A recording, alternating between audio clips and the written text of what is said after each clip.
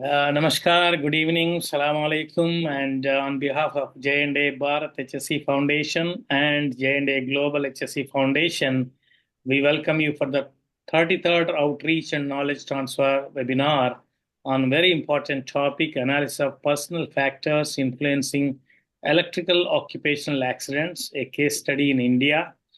Our own Indian will be presenting from South Korea today, Dr. Tiju Baby, and he has been doing a lot of research in this area, and I have seen his presentation. It's an excellent information he's going to share with us today. And before we start, we just want to have a brief meetings protocol. One is kindly mute your microphone, raise the hand when you want to speak, switch off your camera if the connection is very weak. You can post your queries, comments, and suggestions in the chat box. And this meeting is being recorded, and kindly register your name, company, designation, phone, email ID in the chat box for future communications. Again, you see the little QR code on the right side bottom. That's a QR code for our WhatsApp group. We have a 497 members as of now. We call it as a sun and moon WhatsApp group, but that means when we sleep, Jitu Saab is active on the WhatsApp, and when he sleeps, we are active on the WhatsApp. So 24 hours round the clock, a lot of communication goes on there. There is a WhatsApp group link also is here. We'll be sharing in the chat as well. So with that, we would like to briefly tell you that this is today two-part program. Part one will be about 7 minutes talking about our foundations, and part two will have two topics. One is main session on the analysis of the personal factors influencing electrical occupational accidents. And the second will be a very important session, our J&A Chair for HSE Communications Leadership, 7 MMS, 7-minute motivational message he'll be giving. And let me mute who is talking. So 7-minute message he'll be giving, and basically sharing his personal experience on the topic of HSE communications. So with that, we would like to go with our first point. We'll be talking about the introduction about our foundation. Before that, I would like to welcome our beloved Jitu Saab, our founding trustee of this foundation, Mr. Jitu, for his welcome remarks. Ashok ji, thank you very much for this lovely startup.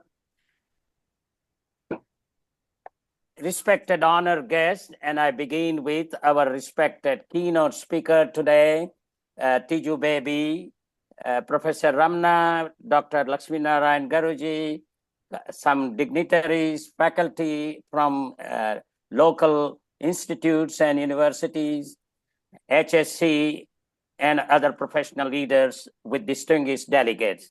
On behalf of the J&A Bharat and also J&A Global HSE Foundations, a very warm welcome to you all.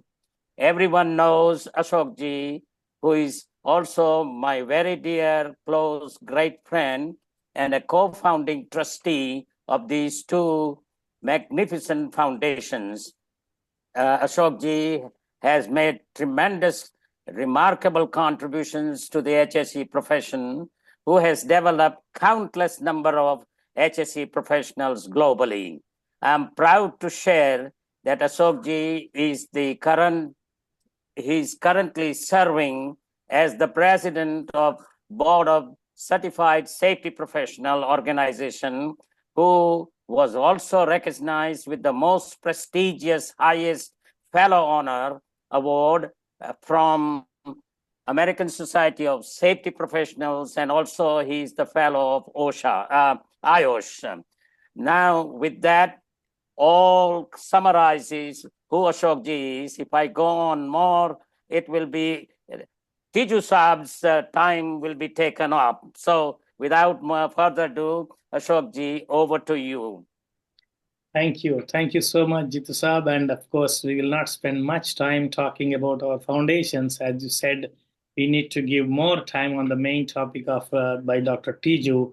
As you see on the screen, these are the two founding trustees of the J&A Bharat as well as the J&A Global HSE Foundation. And this is the world map where we made significant inputs in the field of HSE profession and HSE professionals. And this is the ILO statistics. On the left side, you see India on the top, unfortunately, related to the global deaths related to industrial accidents. So we thought of doing much more to the India. Of course, there are so many professional organizations, but we wanted to bring the foundation concept to India. So we started this foundation on 25th March 2022. And later, we started the Global Foundation on 30th November 2022. And this is not a membership organization, it's a purely charity oriented organization to support HSE profession as well as the HSE professionals. So we have a mission, vision, and objectives. Our objective is to advance the occupational safety and health profession, to support the professionals and the students, to inspire and develop the leaders in the safety, health, and environmental practice, which we are doing around the clock, and to provide educational developmental opportunities. We also recognize the individuals, organizations, academic institutions, and we provide the training or outreach courses as well. We have a MOUs with the organizations having the similar objectives, and we have our website. It is officially registered in India under the as per government rules. We have a few programs. One is the professional development grant, another one is the industrial accident victim family support grant, and we have a two scholarship programs, which is a J&A Bharat Keval Shanti Student Scholarship Program, which started in 2022. And recently, almost I think today is 23rd, on 17th October, we announced the 2024 awardees of this scholarship.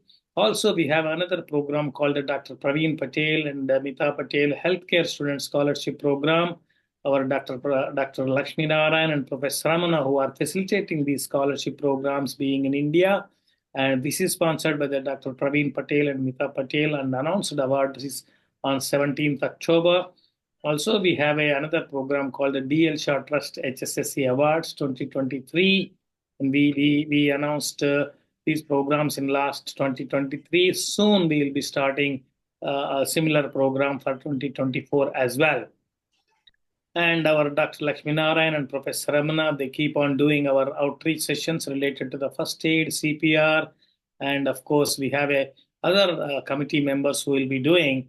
As we always say, it's a charity membership organization, but we are just creating a platform for the people who support. You know, there are so many committee members supporting us today, and Dr. Tiju, there are 32 subject matter experts have delivered our sessions from last 2 years or so. We just want to, it's not only the money you contribute, you give the knowledge also. That's also one way of the charity. That's what we are here. You can use our website, expression of interest form. Whichever way you want to support us, you are welcome to do that. We have a governance body, we have a functional committee members, and that's what is going on. And without taking much time, it's exactly 9 minutes. So 10th minute, we wanted to give it to our TGUs today. We do monthly knowledge transfer sessions, and every month we have a knowledge transfer session. Today, we are going to talk about the analysis of personal factors in electrical occupational accidents, a case study by Dr. Tiju. And we have our chair, Mr. Ram Prasad Ji, to talk about the topic as well as the speaker. Ram Prasad Ji. Ram Prasad, he could. One second, I'm here. Yes, I was looking for you, sir. No, I'm very much here. Yes, go ahead. Yeah. Good evening. Good evening. Yeah. Good evening. Namaskar, Vandanam, good morning, good afternoon, and good evening. And Vanakkam, yes. Vanakkam. I have been one of the founding participants in J&A. It's a very inspiring journey. And Ashok ji and Jittu Bhai have put their heart and soul into it, keeping in mind that it is India. Give back to this country that whatever they have achieved in their careers across the years overseas. Now, having said that, once again, reiterating what Ashok ji said, a warm welcome to all of you. And it's a pleasure to introduce Dr. Tiju. Very interesting profile, I should say. He works as a research professor at in South Korea. I think the first time Ashokji we are seeing someone from South Korea. Absolutely right. Yes. He is a motivating and talented researcher and a certified CERTI professional with BCSP USA. Of course, where our Ashokji is the president, with 12 plus years of experience, driven to inspire others to pursue professional excellence. Exceptional history of research success with excellent published articles in safety, science, APA, TRF, and IEEE.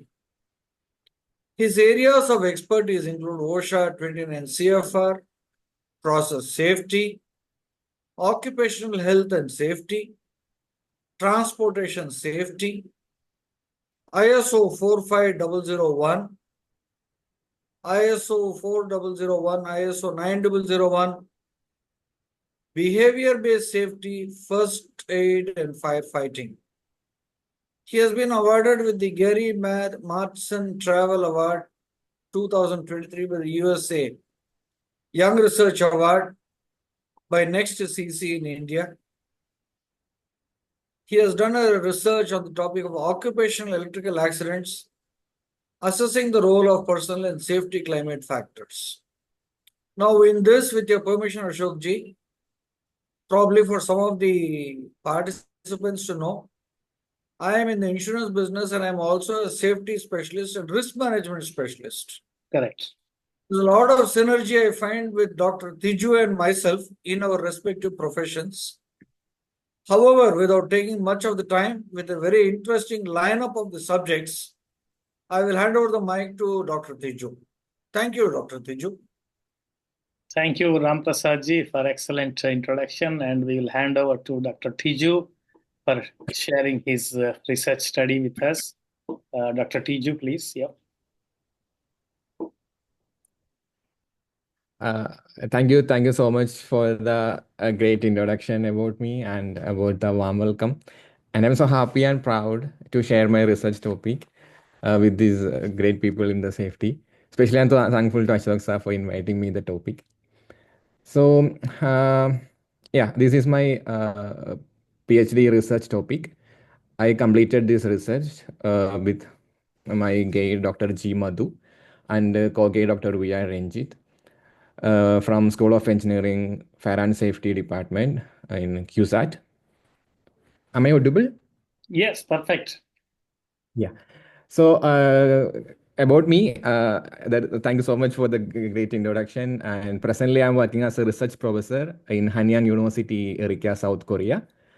So let's directly go to the topic. Analysis of personal factors influencing electrical occupational accidents. In this topic, I want to cover how these personal factors is influencing accidents, especially electrical accidents. And I want to explain one more thing, how we can do survey-based research in our safety field. So these two things you can understand by the topic, I think so. And there are a lot of slides in there, 70 plus, but I don't want to explain each and everything because it's a research topic. So many graphs and other things are there. But I can explain, I can come to later if you have any questions and all. Okay. So thank you so much. So let's moving to the topic. So this is the outline of my this presentation, introduction, aim, objective. There are so many things. Okay, let's come to the introduction. We know, maybe, not maybe, sure, more than me or you're all pioneers in the field. We know occupational accidents remain the serious safety issue in the worldwide. And according to ILO, there are a lot of accidents happens, almost 6,000 deaths in a single day, and around 340 million occupational accidents and 160 million of victims in annually. So it's a huge number. Many people suffering these occupational accidents and their problems. So it's a major thing.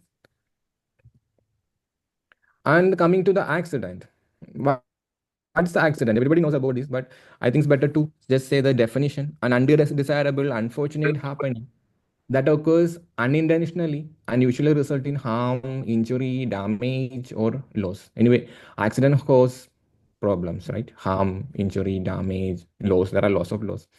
And okay, everything there are, for everything there are some science, there are some theory, and the main theory coming to our field is domino theory. So we know unsafe act, unsafe condition, unseen hand, and accident. We can simply say that like that is called a domino theory. So there is unsafe act. So I'm in this presentation, I want to point out unsafe act, how this unsafe act happening, and how by this unsafe, what are the contribution of unsafe act in accidents, especially in electrical accidents. That's the topic. Okay, there are a lot of existing theories there. Why the new research is needed in the topic? It's everybody knows unsafe act of the worker is one of the main cause for the accidents. So there are a lot of theory behind it, like accident causation theory, multiple causation theory, pure chance theory. There are a lot of theory, and majority of the theory, whatever the theory, we can say that there is all the theory contribute to a single factor, that is unsafe act by the humans.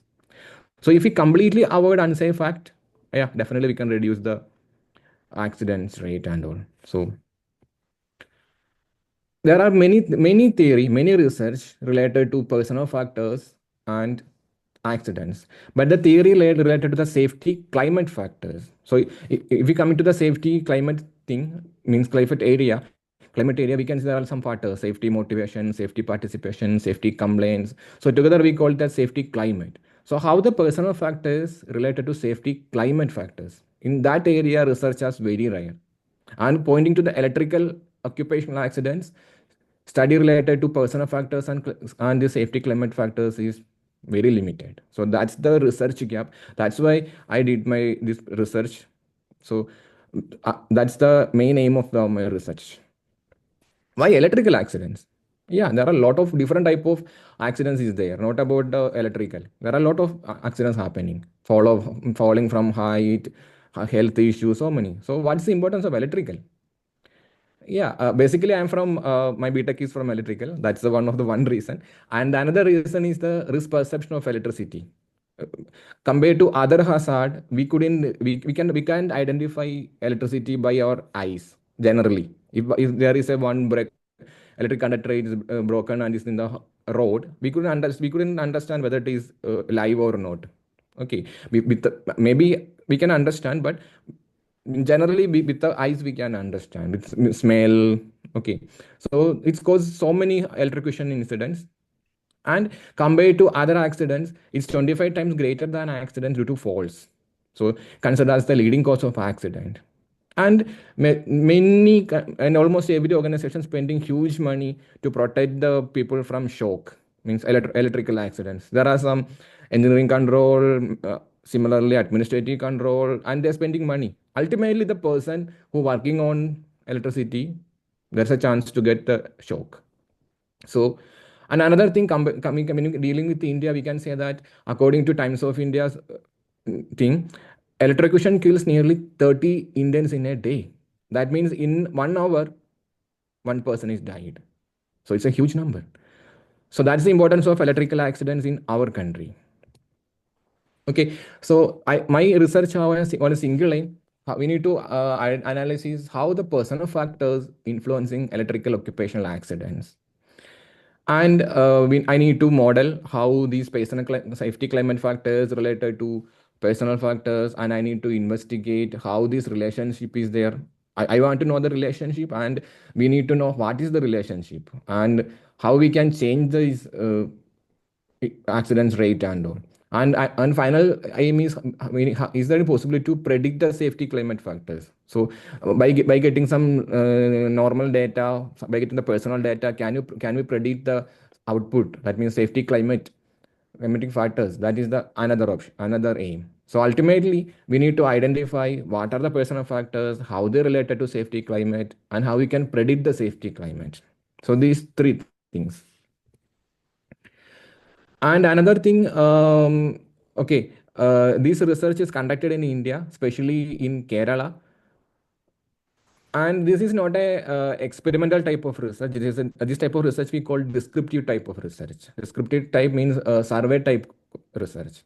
So before starting the survey type research, we need to do the literature review. Means we need to prove that okay, these are the theory, and on this theory, I am going to build this thing. So it's called a literature review. We need to read so many papers, and we need to conduct interview with expert people. So I conducted a systematic literature review, reading the purpose, content analysis, and after that, getting the main factors, I went for the interview with the safety professionals, interview with the workers, interview with the engineers, and almost many people working in the similar area, and also the professors, even normal electrical workers. So that also conducted. And after that one, these are the how I read the paper and all, more than 1900 plus papers read. And finally, I found the factors for the factors means personal factors of the workers to do the further steps. That means to analyze the cause and relations. So these are just the main items from the literature. We can see that the size of the word determine the importance. I think this much research is happening, already occurred in this field. So we can see the human error is the main causes of accident. Training is also there to reduce the problems, and attitude of the worker also affects. Safety motivation is there, safety participation is there. So these are the main area that is so much of research happening in our safety field.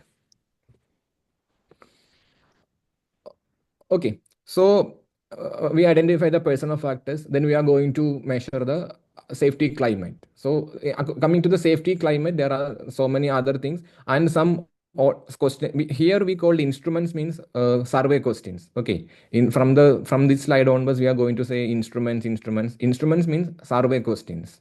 So by survey questions, we are measuring something. Okay. And after this basic foundation of the theory, I want to search from where I am going to do the research. So electrical company, and luckily I got permission to conduct my research in Kerala State Electricity Board, KSEB, and I got one advisor, one chief engineer called Dinesh Rajan, and also the safety ombudsman from KCB. So they helped me to do the research. They are okay. I already have one guide from Cochin University as my research guide, and also I got another guide in KCB, and I started the research in KCB. That means collecting the data using my questionnaire. And also they have the privilege to check the safety issues happening there and reporting if any problems they face, and also if some good thing happening to mention. Those things are also there. So I'm so happy for doing this because I got a very good support from the management, especially from the government side. So I made the survey instrument, and then I did the analysis. And after the analysis, I found some new relationships. Then I made some theory, means extended the theory of the topic. And finally, I made a mobile app for checking the safety climate from the personal factors. So this is the outline of the research. So it's not easy to conduct a survey with a huge number of participants by making a small questionnaire. So before going to the actual survey, we need to validate the questionnaire. We need to validate the survey question. So for that, I did 2 pilot survey. First pilot survey is conducted in our FACT, Binani Singh, that type of small, means not small, that type of big companies in our area, and also with the electrical workers nearby area to fix the validity of the questionnaire. So after that, I went to survey 2. Survey 2 is actually conducted in the actual sampling. That means in KSEB, I conducted the survey 2. And okay, and after the survey 1 and survey 2, we need to analyze it, whether we need to fix, oh yeah, okay, it is good. In statistically, okay, there are some tests to fix the validity of this questionnaire. So after fixing the questionnaire is okay, we need to make some changes also, especially because the questionnaire is in English first time, then I changed to Malayalam. So we need to check the language also. So all those things is done. And finally, I went for the actual survey. In actual survey, there are almost 55, 56 questions. We added some personal questions like age, gender, those kind of means like accident history, those type of some personal questions are also there. Yeah, this is the actual outline of the survey. The research. These items are we mainly considered. 5 personal safety climate factors like safety participation, safety complaints, safety training, safety knowledge, and safety motivation. We have the questionnaire to measure how much a worker, how much a person participated in safety activity, and how much they are obeying the safety laws, I mean safety complaints, and what are the effectiveness of this training, and how much safety knowledge they have, and are they really motivated in safety? So these are measured by the one set of questionnaire, and the personal factors like how much personal stress they are facing, and what about the fatigue level? Do they have any social support? Is there any issue with that? And did they face job stress? And also self-esteem. So these are the things, personal factors. And we're asking some personal questions like age, job experience, education, gender, and accident history and health history of the worker. So these are the main factors identified for the study. So we already used the questionnaire. Already some questionnaires there, fatigue score, job stress, self-esteem questionnaire there. That question is taken as it is, and we modified the questionnaire. And by using the questionnaire, we started the survey. And medical status of the worker and whether they have any accident history, that type of questions are already there, already in the questionnaire. Okay, coming to the data collection, and this is the maybe the biggest, not maybe, this is the first and the biggest safety survey conducted in KSEB, especially in Kerala, because almost 10% of the workers, 3,017 number of participants participated in this survey. And I personally traveled from one portion to, means one end to another end of the Kerala, and it took almost 1.5 years to collect the data because I went personally on all the section, distribution, generation, transmission, everywhere. So this is the number of participants from different district of the Kerala. We can see from the top portion and from the bottom portion, everywhere is there. And you can see this with my, this is the Calicut, my wife house. So more number of participants, 333. I can stay there and I collect the data. And here is the my place, Ernakulam. Obviously, there are also more data. And in between, I collected the data. So this is home, first home, and this is second home. So the more number. Anyway, I collected data from, because before generalizing the finding, we need to say I collected data from all the district. Then only we can say this is representing particular sample. So I collected data from one end to another end of the Kerala, only the Kerala. Okay, so this is the, we know it's a KSEB, electrical city, electrical form. So number of females is very less, only 183 participants, 6.1%. So gender have no much role in my research. And the majority of the people say, okay, 1/3 say they faced accidents. That's another thing. And the majority of people say they don't have any health issue. So, and we can see from age also it's different type of 21 to 63 age, and experience also different. So these are some difference already there in the sample. So sample represent almost a good 10% of the worker population. Okay, so this is the just their job identity based thing. We can see deputy chief, deputy chief engineers there, 10 executive engineers there, and 1,000+ lineman was there, workers is there, overseas there. So all the means we got the representation from all the people. So it's not about from only the lineman, not about the workers. So I got the data from every people. Means not every, means sample from every people. Okay, so getting the data, we need to analyze it. There are some statistical tests to ensure that, okay, this data is good, your everything is fine. So we conducted descriptive statistic analysis, structural equation modeling, and convergent validity thing, discriminant validity. These are the statistical analysis. I think it's not that much relevant to explain one by one. So if anybody want to do this type of research, you can just contact me. I can help whatever. And I made the hypothesis and I did the ANOVA test. I think the result make more sense, not about this, how you going this the way. Yeah, this is the result. And this result is so interesting because we can see this is the variation of safety participation, safety knowledge, and safety motivation with age. With age. So we can see the starting of the career, because the age of 25 to 34, all these three are high. Yeah, okay, I'm joining the company. I have very good participation. I know the safety thing. I have very motivated. Then after some time, what happened? All this reducing. Again, finally, just before going, leave the company. I participated everything. I have the knowledge. So this curve is there. We can see some some variation from top to bottom, again it's increasing. So these middle people, because the medium aged people facing so much health and safety issues. So that is the highlight of my one research, of this research. Okay, this is the variation of the safety knowledge with experience. People think I have more experience, I have more knowledge. No, there is some variation also. Yeah, obviously with the low experience, we have the less knowledge. And by during the experience, increasing experience, we also knowledge increasing. And finally, in between the professional, in between the experience, we think, I know everything. That type of tough man syndrome, aqua syndrome will come up.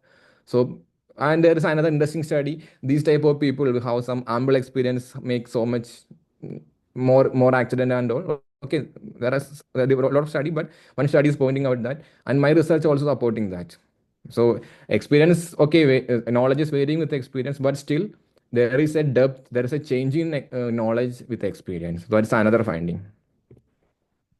And here we can see the variation of safety motivation and knowledge with education level. And this is the one of the sad thing that I found in my KSEB, because I'm from Kerala. So I can say in my KSEB, almost even sub-engineer level, there are some ITA people, even 10th pass people, overseers. So they don't have any technical background, but they are sub-engineer, they are overseers, and they don't have any technical means electrical background, and they don't have any safety knowledge, and they don't have any safety motivation. These are the majority of the people in my survey. So they don't have these two, but still they are working as an engineer, overseer, those things. So anyway, technical knowledge is needed. So we can see ITA people, diploma people, and BTech people have more safety knowledge and more safety motivation. Okay. And this is variation of these graphs, variation of these values with their profession. And the interesting thing is these temporary workers, means contract workers, have high safety motivation. So that is very interesting thing. Temporary workers are highly motivated. They are okay, and whatever the safety, they will do that. But unfortunately, their safety compliance is very low. They are not want to obey the safety rule. So those are there. And in between, we can see middle these two people, two groups, overseers and sub-engineer, how safety participation, safety knowledge, safety compliance, whatever it is, their safety training level is less. So even they are working in the live electricity, even they are working in the distribution session, generating session, whatever it is, their training level is very low. But still they have the safety knowledge and safety participants. So I wonder how they got this much knowledge. They say that, oh, we are observing our seniors, we are observing our higher officials, then we are doing as per it. So actually the real technical training is not there in that form. Only 3-week training before going into the actual distribution. So that is another important finding. Whatever it is, we need proper training before starting the electrical work. So that we know this is general. It's a general thing. Every safety professional knows this. So there is no novelty in this. But we can say that temporary workers have the zero training. That is another thing. Here there is no yellow graph, because without training anything, they are just okay. You are the substation operator, operate the substation without any training. And another sad thing is majority of the substations are running by the temporary people. So these are and something happening. They don't have insurance. There are some other issues also. So these it's always this negative thing, but I'm just saying. So these are the findings of the survey, and by using the survey, they changed a lot. By using this result, I submitted to KSCB, and they changed a lot of things by this. So I'm happy for saying that even. And there is some relation. This is the relationship between the health and safety. We can see these people says, okay, I am not taking medicine. I don't have any health issue. They have good safety performance. And people taking medicine, they have problems. Okay, this is also same, because health, mental health, physical health, safety, all are closely related.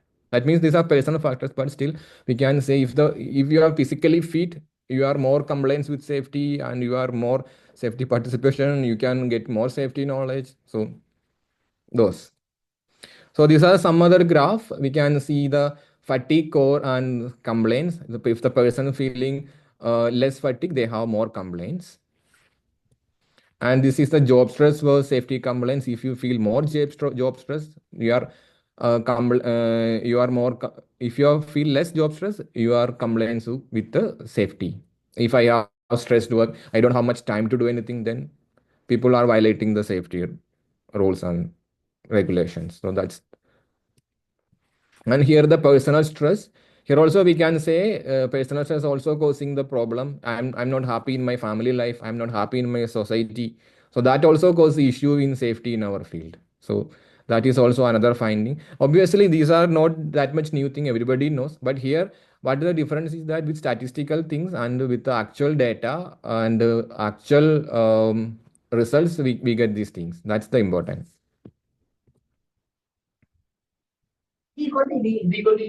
And this is another thing is called self-esteem. Some people are have more self-esteem. They learn by themselves and they value their moral thing, they value the ethical thing. Those people are always showing great safety compliance. I don't care the company, I don't care the training. Whatever it is, I will obey the safety rules, safety laws.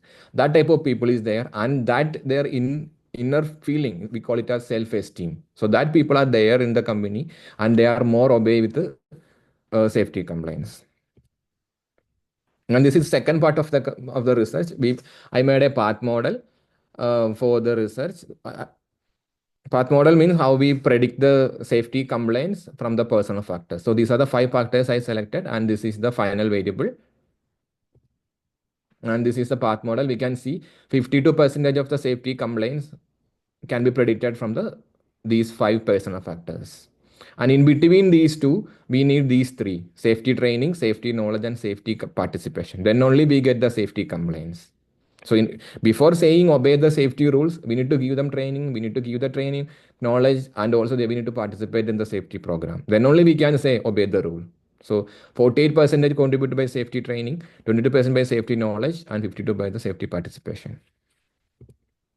So these are the graph of these 3. We can see there is a crowded here. That means they have more safety training if they have less fatigue and they have more social support. So another similar graph. Okay, that is the main some research and all, and how the society get used to what the useful of the research, how the society can use this, how the industry can use this. In that steps, we made an mobile app using a software called MATLAB. So for that we did another model using a ANFIS means artificial neuro fuzzy network. By using that network, that prediction, we predicted the safety participation but from 3 personal factors, and we made it a small application. So these are the development of that application. 43% of safety participation can be predicted from 3 factors. So these are the training and testing output graph of neuropathy. And this is the final output of our application. We can see, we can predict the participation of the worker by just taking the data. I think you can easily say what is the normal, what is the importance. We have the 5 questions for self-esteem. We have 5 questions for job stress. We have 3 questions for the fatigue. By using this 6 question, we can predict whether the worker is participating in our safety activity. So we can ask the worker to fill the form. After filling the form, we can say that the person is participating or not. So that's the practical meaning of this research, this finding. So this is the GUI of the application. So here, by using the survey, we can collect the data from that particular person of the social support and the value from 0 to 5. And here we can find the self-esteem of the person again from 0 to 5. And also we can measure the job stress. By using these 3 value, by stages change the knob, we can see how much the person participating in our safety activity. So before setting the activity, we can predict whether the person is participating or not. So that's the another finding of my research. And some discussion is going on with some industries for using this application. And already in our department, we are starting using this to predict the participation level of the worker, because whether the physical presence is not clearly indicate that the person is active in the safety activity. There should be mental presence also. So safety participation have different level, and actually we consider safety participation is one of the output of our activity. If more workers are participating, that means they are more interested in safety, their safety culture is positive, those things. Okay, then coming to the future scope, this survey is conducted in KCB, Kerala, and majority of the people are male. That is the main limitation, because there are some other firm, chemical, so many textile industry and all, they are female oriented. So we couldn't say this result is same as there. No, it's completely different. And only 3000 data, even it is a mass data, but still it is a less data. So we need to, and this research is from Kerala. We can't say this research is same for every place in India. No, it's different. So the same questionnaire, or maybe we can change the questionnaire. We need to connect the same research in other state. Then only we can say, because the people are different. In different level, people are different. So these limitations are also there. And another interesting thing is this is self-reporting data. I'm saying, okay, I have this thing, but we don't have any comparison with the actual data. So that is one of the another limitation of this. But still, we have some. We can use some statistical tools to reduce this type of biasing. I use it already, but still it is a limitation. Okay, finally the conclusion. Yeah, that's true. Personal factors is related to the safety climate factors, and it causes accidents. And main factors are job stress, social support, health condition, and self-esteem in the order. That means job stress is the main contributor, then social support. Whatever it is, I have my family support, I have colleague, I have network. Okay, then I'm good in safety. And health condition is another one. Then finally the self-esteem. Whatever happen, I am okay in my inner strength. Okay, that will improve my safety participation and also safety climate. Whatever it is, low education is there, temporary workers is not getting any training, and also without technical knowledge, people doing this type of work. So whatever it is, we need to improve this. Job oriented induction training is needed for at least for the freshers. So that's another finding.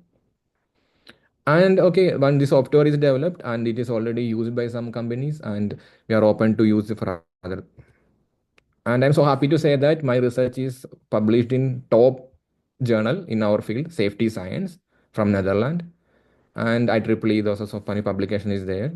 So anyway, that's validated. That gave me more. That's why I'm in Korea, because of that publication. And I'm so thankful for my guide and also to everyone to this. And you can easily connect with me by just scanning this QR code in the screen. And I'm so happy to share if you have any doubts or any questions, whatever. Thank you so much for the nice welcoming. Thank you, Dr. Tiju, and for sharing your experience as well as the research. So we have our Q&A moderator. There are a lot of questions in the chat box. So let's see those questions and yeah.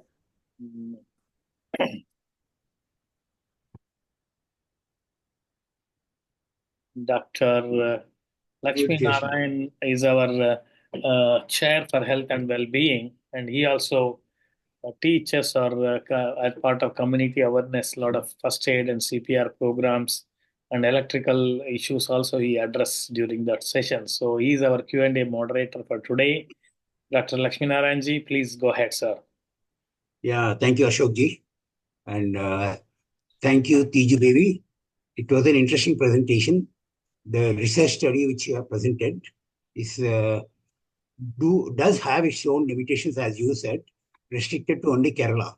So my first question is, can you use the same tools or maybe modify a little bit to apply the survey tools across the country?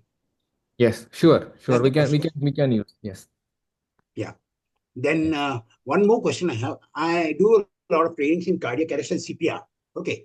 And one of the main reasons for cardiac arrest in a normal healthy person is electrocution. Okay. Yeah. Definitely. And one of your slides said electrocution almost about 30 deaths per day, isn't it? 30. Yes, yes, yes, yes. It's 30 from deaths per day. 2019 Now, news, yeah. yes. From my understanding, only about 10% of the people who get electrocuted die of Yes, cardiac yes, arrest yes, because there's no yes, other reason for death. Only about yes, 10% of the people who get electrocuted die of cardiac arrest. So this is yes, only yes, 10% of the electrocutions amounts to almost 30 deaths per day. That's what you mean, isn't it? Yeah. yes, yes, And that too, it happens actually when the electric current passes through the heart. yes, yes, If yes, it yes, passes outside the heart, it doesn't cause electrocution death. So this yes, is just one small thing I wanted to comment. yes, yes. Coming back to the questions here, there are quite many questions here. Mhm. So let me see. Yeah. TJG, can you stop sharing your screen? Yes, yes, sure. Yeah. Perfect. Yes. Go ahead, sir. Stopped, Yeah. right? There is one particular question. Uh, can you share details of the mobile app used for the survey? Okay. Basic thing about this type of survey, if you are going conducting survey in India, for if you want to publish in a very good journal, we need to conduct the survey with the paper and pen. Okay. Yeah. So I conducted this thing by paper and pen. I have that 3000 plus forms with all the details. Okay. So there is no mobile app. Because mobile app, Okay. one person can do 3 or 4 answers, means, but it won't work for the actual research. So I did it by paper and pen. Okay. Good. I'm not getting the names over here. There's one more question here. Is it Yes, yes, sure. only KSEB employees or public involved in this survey? Only KCB employees, Only KFC, not public. not Okay. public. Okay. The same gentleman asked, what is ANOVA test? Okay, that I can easily say. Like ANOVA test is actually to measure the The statistical tool. variance of the data. Yeah. I will example, if we are asking some people, you like coffee? Some people said, okay, I like coffee. And some people says, I like tea. Okay, so after getting the data, we are just analyzing it and we can say this much people like coffee than tea. It's not about the number. We get some plot, some graph with significance. So that's called ANOVA test. Only two variable we can easily do by Excel and all, but for more variable we need to do the actual ANOVA test. So it will show how much people, how much response is varying with something. So we can see the variation. I think understand a little bit. Yeah. Yeah, yeah. Your statistical thing. Yeah. There's one question from Karthikeyan S. How did you evaluate the safety motivation factors? Yes, we in our department, safety department, we already have the motivational safety motivation questionnaire with the 5 items, which is made by my professor, another professor with Vinod Kumar. So we use that मेरा questionnaire. Class चल रहा है इधर भी class चल रहा है उधर भी class So we use that questionnaire to measure the motivation factors. Okay. One more question from Questions are Karthikeyan. available. I can share the PPT. I can share the questionnaire. It's all are available, and also I can share the publication. In that publication, we get the everything. Means actual questionnaire is already there. Okay. Yeah. One more question from same Mr. Karthikeyan. Did you evidence any competency assessment record of the ground level, like, for example, linemen, temporary staff, etc., before engagement? Yeah, that's a nice question. Uh, I You want me told to you, repeat the question? yeah, I got a chance to practically means go and visit what happening in the organization without revealing my name or anything. So Okay. that much power I got. So physically I visited some place. So we can understand easily. There are so much funny thing happening also. So though I can give an example. One person is climbing in the ladder and he going to touch the 11 kV line. Not like he want to touch like this. Not touch. He just want to check like this. He's 45 plus. So okay, after coming climbing out, I asked what you are doing. He said if the line is energized, my these small hairs will go up, so I can Yeah. understand whether the line is on or off. So so so Yeah. this type of competency so it's one of Simple thing. And another funny thing is he's senior, so other normal people are watching him to learn how to analyze, how to check these things. So I ask him, okay, you can die by himself. Why you are killing other people? Because they are passing this knowledge to other generation. So competency level we can assess by this type of thing. I'm not telling everyone is like this, but these are also there. Yeah. Yeah. There are no more there are no more questions in the chat box. I have one question actually. When we talk about electrical safety training, we talk about minimum approach distance, what I call the MAD logic. Yes. So when we are working with 11 kilovolts or whatever you said just now, what is the minimum approach distance? Minimum 10 feet. Sorry? Minimum 10 feet, 10 feet for 11 kV. Minimum 10 feet for 250 Minimum kilovolts. 10 feet. Yes, okay. yes. 50 kilovolts. Yeah, that's it. Yeah. Okay. Yeah, I think there are no more questions in the chat box as well. If anyone had any questions, they are welcome. Yeah. Yes, Dr. Lakshmi Narayan, thank you so much for conducting our Q&A moderation.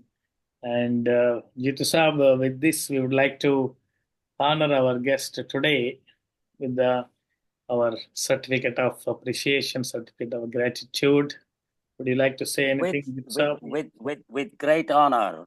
Yes, yes. I would like to address this to Professor Dr. Tijuji, that in his presentation, he selected excellent and the most important factors for his study. That was beautifully identified.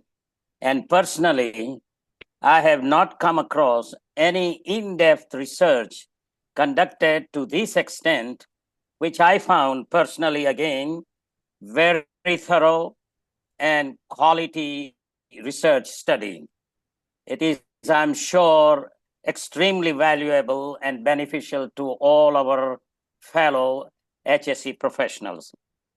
The most deserving individual is Professor Dr. Tijuji. With full merits, our collective appreciation and recognition, he truly deserves it. Dr. Tiju, please accept this virtual e-certificate from our both foundations, J&A Bharat and J&A Global Foundation. I just would like to point out to all on this call that you concluded several things, and I made note of two things: stress and health, which are the major causes of accidents.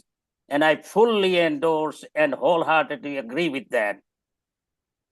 If Ashokji allows me to spend 30 more seconds, I used to teach and tell, including the executives of Aramco, which is one of the largest oil and gas operation, walk to save life, to come out of stress, whether it is due to physical problem, marital problem, a boss problem, or whatever it may be. And there were people who used to come back to me and say, sir, I go up the column 70 feet or chimneys 75 feet. Isn't that enough? I said, that is your work. That was not your walk. And what I'm really emphasizing, Dr. Tiju, that you have pointed out that people should come out of the stress, and the walk takes you out of that stress, but daily walk, brisk walk helps you. With that, I just would say, request to Tijuji that please share the publications, the questionnaires that you have, if you can, if it is permissible, to Ashokji, who in turn will share with all our fraternity, HSE and others. Thank you so much, and you are deserving the salute from me. Thank you. Thank you very much. Thank you, Jit Saab. Thank you, Dr. Tiju, for sharing your research. It's almost 12:45 or 1 a.m. in South Korea, and thank you for waking up for us today. We have a 15 minutes more. Kindly join and kindly enjoy our next part of the session.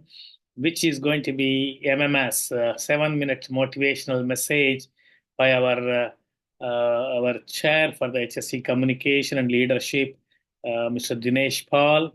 So Dinesh, of course, he's our J&A Chair for HSE Communication and Leadership Skills. He has been sharing his knowledge through OKT as well as through our WhatsApp group round the clock, and he's working in as a safety superintendent by profession in Kuwait, and he's also Toastmaster by profession. And he's much higher level in the Toastmasters, International Toastmasters Club. With 40 plus years of experience, he has got a lot of knowledge in the communication and leadership skills, and he has come forward to share his 7-minute session with our fraternity. Please go ahead, Dinesh ji. Can you please stop the sharing? Sure. Go ahead, yes. Thank you very much, Mr. Ashok Garlapati, and let me acknowledge the other trustee, Jitu Patel, yes. Jitu Patel, whom we used to call Jitu Bhai. Today's topic at the communication. You can open your cameras if you can open it, so that's better to have a good eye contact with our speaker. My camera is open. I think it's not visible to you. Not yours. I'm telling about the participants. Okay, yeah. So you can switch on the camera so you can interact with me. I'm not giving any presentation, just I'm giving the verbally speech. So Ashok ji introduced me as a Toastmaster. So I received a few messages just during the session of our presenter that what is the Toastmaster. So really it is not teaching the toast, how to make the toast. Toastmaster is a non-profit organization similar to our ASSP. SSP founded in 1914 and Toastmasters founded in 1924. Yesterday completed the 100 years of the Toastmasters. So thank you very much for everyone who clapping. And Ashok ji very well know that what is the Toastmasters. So today I will not talk about that. Next any session I will take the permission, then we will talk about the Toastmaster. But in very short, it is an educational platform, and SSB teaches us about the HSE improvement. Then the Toastmaster teach to improving your communication, public speaking, and the leadership skill. So today's session is covered by the only communication and leadership part. I will take the next session because due to time constraint. Does anyone of you know the communication style yourself, your communication style? No. Or maybe hesitate to say. See, it doesn't matter if you are talking to your partner, children, or colleagues. But proper communication is essential. It can also difficult to get right. For example, I will tell you, if you say something to your spouse, and if the same thing you want to say your father, if there will be difference in the way of the talking, of course, because we talk to our father in some other respect, more respect way than our spouse. We can straightforward can say, okay, I need this thing. But when you ask the father, can I have this? So this is the any different style, and a person don't have a particular communication style.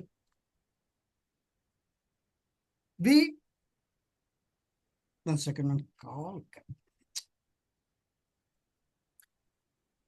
In our Toastmasters, we explore that how many communication style we have and how. Let me share. I can share the screen. Yeah, please go ahead. Yes.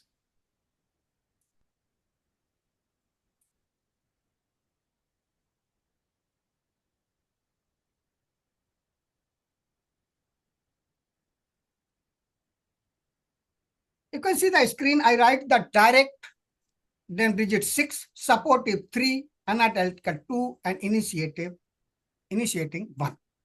This is the score in Toastmaster. There is a survey to find out your communication style. And later I will request to Ashok Garlapati ji to to saving the time, you can share that PDF I sent to you. Sure. So there is a survey, there is a questionnaire, and you have to answer. According to your answer, Toastmasters will give you the report that this is your communication style. So I got the highest score for the direct, then supportive, and then analytical and initiating my communication style. Let us close here this sharing and come to the point.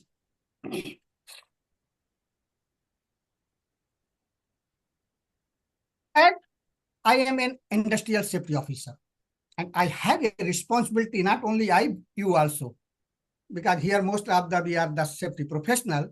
So have a responsibility to ensure that every employee I train is equipped to ensure that every employee knowledge and skills to avoid the injury and prevent the property loss. That is the main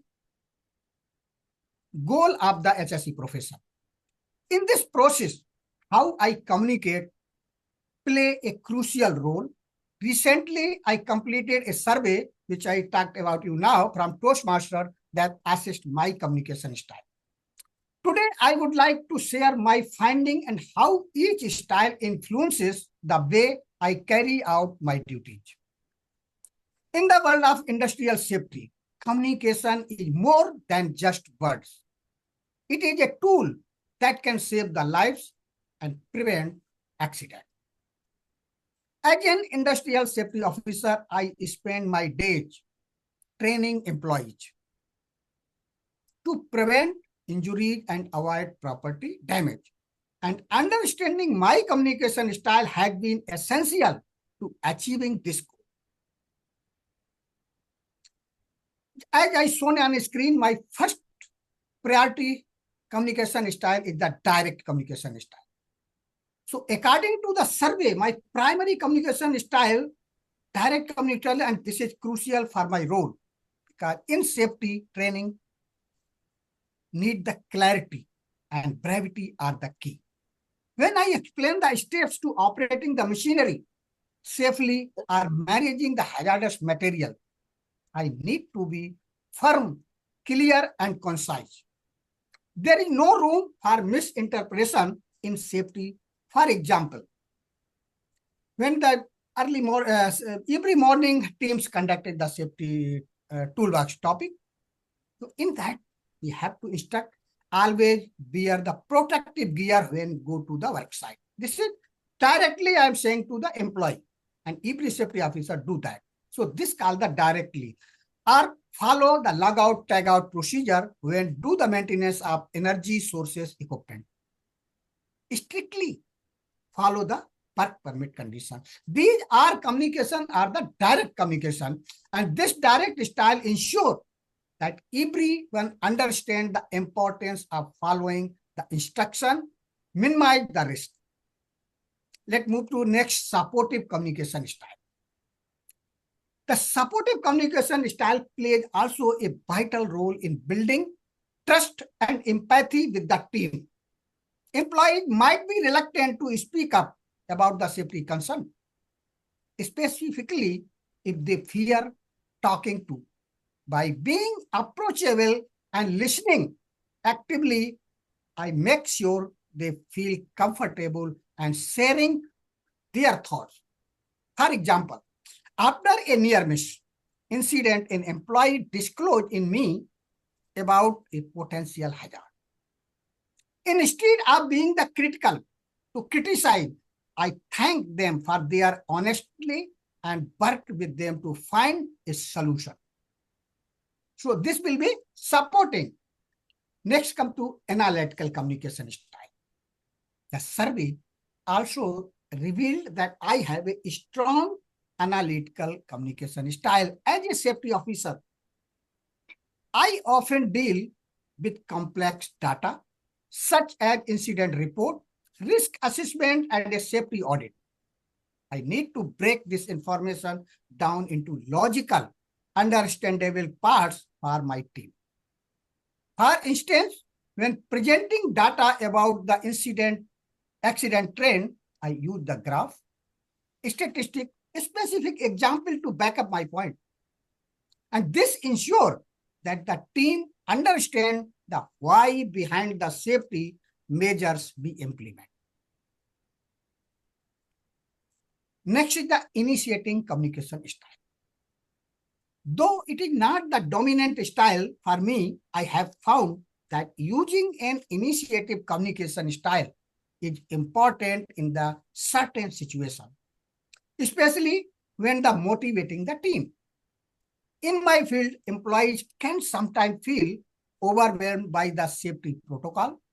Engaging them with enthusiasm and a positive attitude helps to build a rapport. During safety meeting, I encourage the participation by asking the questions like, how do you think we can improve our safety practices? Because workers have the more ideas than we as the officer, because they deal with that equipment. So they will be having the practical knowledge than we have the theoretical knowledge. So this open, friendly approach fosters the teamwork and encourages everyone to contribute to a safer workplace. In conclusion, in the end, understanding my communication style, whether direct, supportive, analytical, or initiating, has been a key asset in ensuring the safety of my workplace. And the insight I gained from the Toastmaster survey helped me see how to adopt my style depending on the situation. We cannot tag the particular officer that you have the particular tag with the one style. No, it depends upon the situation. Sometimes you have to be direct, sometimes you have to be supportive, initiative, and analytical. So how to adapt my style depending on the situation, as I said, and making my communication more effective and inclusive when safety is on the line. Every word counts and every style has its place in the protecting the people and property. Thank you, and over to you, Ashok Garlapati. Thank you, Mr. Dinesh, and appreciate your efforts to have a exact 7 minutes of communication skills. Appreciate your input for fraternity. Again, the communication is so important in our profession, particularly our profession, health, safety, and environment. So thank you for highlighting on that. And your main job is to support on that factors, as being a J&A chair for the HSE Communications Leadership. So we have almost 5 minutes more to recognize our contributors, financial donors, and the knowledge donors for the both foundation as well as our OKT, knowledge donors, we call it. We have the WhatsApp group ambassadors as well. These are our WhatsApp group ambassadors. And so let's join hands with us in giving back to our profession. And we have our, as I was telling, that it is not a membership organization. It is a support organization, charity organization. We have MOUs with the InvoSystem Singapore. They are giving the free access to the carbon foot app. Actually, you can monitor your carbon footprint. And if you want, please leave a message in our chat box. And this is the track your carbon footprint through the smartphone application. We have a MOU with the Center for HSE as well as the HSE Champ. And we have a video podcast also. And the upcoming OKT session is on the Kangen water and related health benefits on 27th November, not October, November 2024, because every month we do it.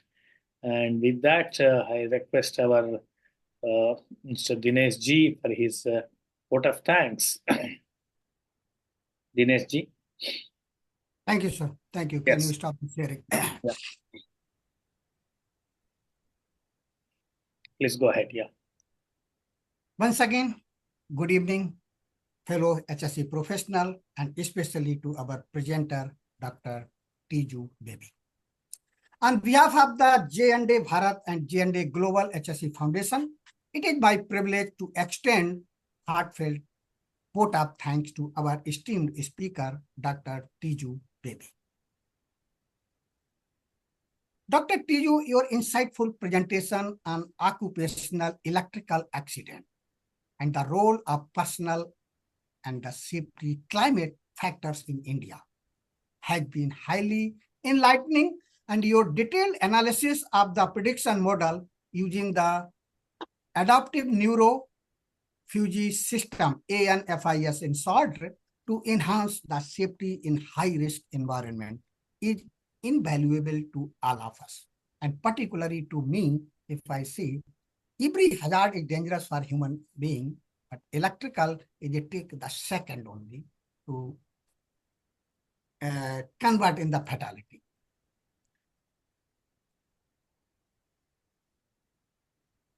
The practical applications of your research will undoubtedly help the professionals mitigate the risk and improve safety outcomes.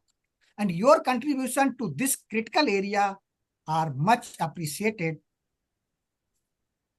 Sorry. To help the professionals, and we are fortunate to have you with today in this session and giving a presentation. So let me also take this moment to express my deep appreciation to the organizing committee, especially for the Mr. Jitu Patel and Mr. Ashok Garlapati. And more important also, the who people took the benefit. Let me thank to that audience also, because if you are here, then we are conducting the session for all of us. With that, special thank go to dignitaries who from the HSE Foundations, J&A Global HSE Foundation, having the various roles, and they come forward to join the session. Once again, thank you, Dr. Tiju Baby, for sharing your knowledge and research with us today. And we look forward to future collaboration and continued learning from your work. Thank you to everyone for making this session a success, and we wish you safe and productive day ahead. Over to you. Thank you, Mr. Dinesh, for your continuous presence as well as support.